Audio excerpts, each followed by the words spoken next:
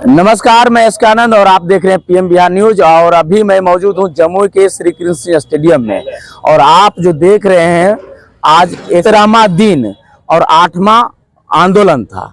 अब मेरे साथ बात करने के लिए है इस रैली का, इस हाको रतम पान का प्रेरक प्रेरणा स्रोत इंजीनियर IP गुप्ता जी। दिन प्रतिदिन आप रिकॉर्ड तोड़ते जा रहे हैं भीड़ का। इतनी बड़ी भीड़ आज तक किसी एक जात का या किसी सभा में नहीं है।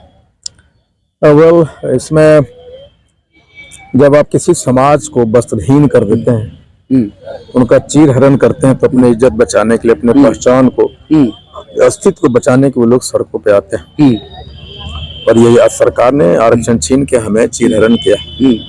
और इसीलिए महाभारत के मैदान में अपने उनके पास जो भी है, आज तो कोई झाड़ू, कोई बेलन, कोई करनी लेके आया हुआ था, पूरा एकदम मतलब ये इस मामले में कहीं ना कहीं आपके जो भाषण का जो प्रभाव पड़ रहा है अब दिखने को मिल रहा है। बिल्कुल।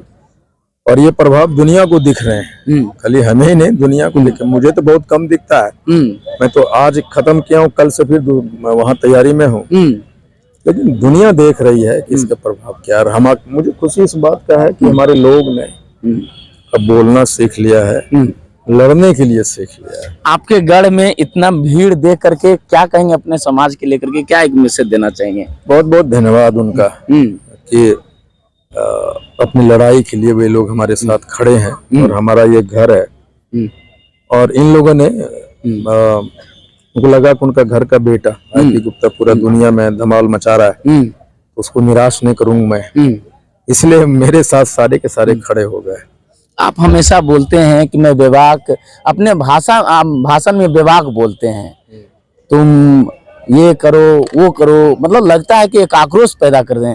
वो कैसे आती है? नहीं, हमारा ये कि हम अगर बेबाक नहीं बोलेंगे अपने आदमी के साथ में, वो बेचारे सीधे लोग हैं, उनको इशारे की भाषा समझ में नहीं आती, उनकी राजनीति समझ में नहीं आती, तो उन्हें उनके भाषा में, सरल भाषा में उनको समझाना होगा कि भाई ये करना है, इसलिए बेबाकीपन है। ये बेबाकी के रदर ये होगा कि उनकी लैंग्वेज है, हमारे लोग कैसे समझेंगे, वो बात मैं कर रहा हूँ। मतलब समझाने के लिए बेबाकी आप अंदाजा अपनाएं। हाँ बिल्कुल, हमारे लोगों के दिल पे बात जाए, दिमाग पे बात जाए, उसके लिए बात कर रहा हूँ। लेकिन कहीं न कहीं दूसरे समाज के लोग कहते हैं कि IP गुप्ता बेबाक है। राजनीतिक पार्टियां अब तो डरने लगी आपसे। मेरे डरने की जरूरत नहीं, हम सिर्फ ये कि हम ये उन लोगों को दिखाने के बाद जो जिस लोग पे, जिस वोट पे आप अधिकार समझ के बैठे थे और हमारा ही वोट लेके हमें अधिकार विहीन करते रहे, हमें दूर रखे, वहां तक आने नहीं दिया, ये किसी भी समाज के लिए बड़ा अजीबोगरीब बात है कि 80 लाख लोग हो और 78 बरस में आप एक MLA का टिकट नहीं दें। इस बड़ी हास्यास्पद और अपमान वाली बात एक समाज के लिए क्या हो सकता है। अब एक चर्चा का विषय बना है, इसको कैसे देखते हैं कि मेरा IP गुप्ता मुख्यमंत्री बनेगा? ये मतलब आपके समाज के लोग कह रहे थे आज, पूरा प्यार है, लेकिन ये कहते हैं कि अगर 3% वाले भी मुख्यमंत्री बन सकते हैं तो 7% वाला पान समाज भी तो मुख्यमंत्री कोई न कोई बन ही सकता है। और देश में 5 करोड़ हम लोग तो प्रधानमंत्री भी बन सकता है, क्यों नहीं? अब अगला कदम क्या होगा आपका? बस आज मैंने खत्म किया और कल भागलपुर मुंगेर निकल रहा हूँ। 31 तारीख को वहाँ तैयारी करनी है। एक आप फिर से वो बोलिएगा कि आप कहते हैं सुभाष चंद्र बोस बोले थे कि तुम मुझे खून दो मैं तुझे आजादी दूंगा, ये आपका डायलॉग जो है? नहीं, मेरा 2 चीज है। बाबा साहब ने कहा था कि शिक्षित बनो, संगठित हो, फिर संघर्ष करो। मैं कहता हूँ करो, कर सकते, सोचो, करो, कर सकते हो। मतलब एक नया स्लोगन लाए हैं आप।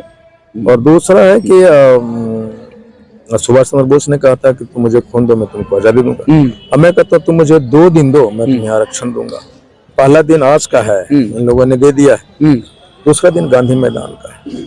और ये पूरा भरोसा है, उम्मीद थी कि इतना भीड़ आज जीते। मैं डे 1 से है, मुझे हमारे लोग हैं। जब दूसरे जिले के लोग मेरे साथ खड़े हो जा रहे हैं मैदान में, हजारों हजार में, हमें मेरे जिला वाला कैसे नहीं होता है? मैं तो उनका ये आत्मविश्वास और बढ़ा।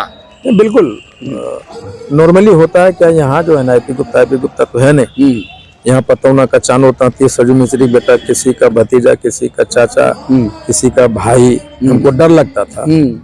कि बुझता है हमरा थोड़े, ये तो बोलते रहे हमारे बेटे हमारे भतीजे है और चानोदा, लेकिन इन्होंने पहली बार अपने बेटे को आईपी गुप्ता बनाया है। देखिए कहते हैं कि बाबा साहब कहे थे कि शिक्षित बनो, संगठित रहो, संघर्ष करो, और इन्होंने एक नया नारा दिया कि सोचो, करो और कर सकते हो।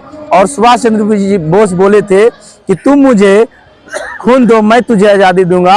और इन्होंने कहते हैं, आईपी गुप्ता जी कहते हैं कि तुम मुझे 2 दिन दो, मैं तुझे आरक्षण दिलाऊंगा, मैं आपको MP MLA बनाऊंगा, ये भी बात बोलते हैं। नहीं बिल्कुल, अगर हम MP MLA बने होते, अगर राजनीति किए होते तो हमारे MLA होते।